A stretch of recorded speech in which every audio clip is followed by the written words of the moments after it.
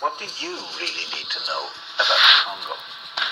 It's the greatest single example in history of how predatory elites rip off millions of people and get away with it. Congo is one of the most mineral-rich countries in the world. It's got gold, diamonds, copper, uranium, cobalt, and coltan, which you use every day. It's in mobile phones, laptops, even jet engines. There's estimated to be more than $24 trillion worth of mineral wealth under Congo's soil. So why are its people some of the poorest in the world? It starts with the story of a great crime. Back in 1885, a king in search of an empire created a state the size of Western Europe. King Leopold of Belgium drew borders through ancient kingdoms, forcing 450 different ethnic groups into a new state. Leopold's plunder of the natural resources caused as many as 10 million deaths. It sparked the world's first human rights campaign, which forced the king to hand over the country to the Belgian state.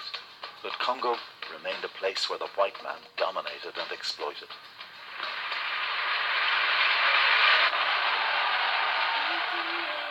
Enter a new hope for Africa. Nous avons connu les ironies, les insultes, les coups que nous devions subir matin. The independence leader, Patrice Lumumba, inspired millions across the continent, but the West saw Lumumba as an enemy. The Belgians supported a rebellion against the new government in the mineral-rich east of the country. And when Lumumba appealed to the Soviet Union for help, the Belgians conspired with the CIA to murder him.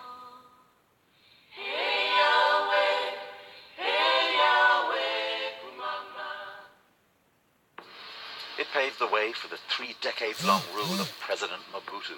They didn't come any greedier in Africa. It's estimated he stole around half of the $12 billion his country received in aid. The West helped to keep him in power. A people and a country finally breaking under the strain of 26 years of autocratic and brutal dictatorship.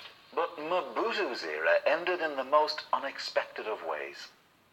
Genocide in Rwanda, the country next door, saw millions flee into Congo. War followed them. Rwanda and Uganda sponsored a rebellion that overthrew Mobutu and installed the Kabila family in power. In a decade of war, more than 5 million people are estimated to have died, as 9 African nations and numerous rebel groups fought each other for territory, for control of Congo's riches. Warlords dominated swathes of the country. The word used to describe you is warlord, not peacemaker, warlord. I'm not a warlord.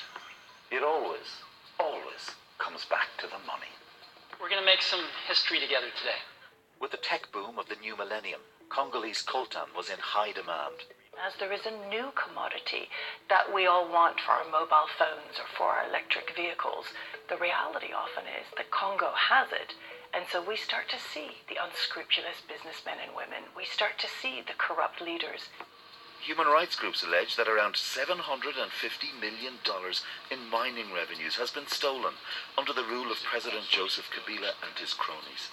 Congo is a country where more than 70% of the population lives below the poverty line, where women suffer some of the highest rates of sexual violence in the world, and human rights can often be abused with impunity. This soil on which we sleep is the same soil where we buried our children. Such suffering isn't the natural condition of these people, it's man-made, and that is the tragedy of Congo. The current president, Joseph Kabila, has stayed in power beyond the 2 terms allowed to him under the constitution. But something new and big has been happening in Congo.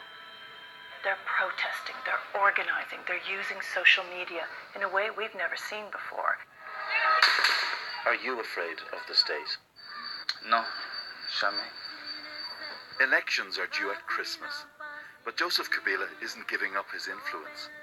A protege has been nominated to run for president, and the political opposition is divided. Youthful idealism will face an uphill struggle against corruption and misrule.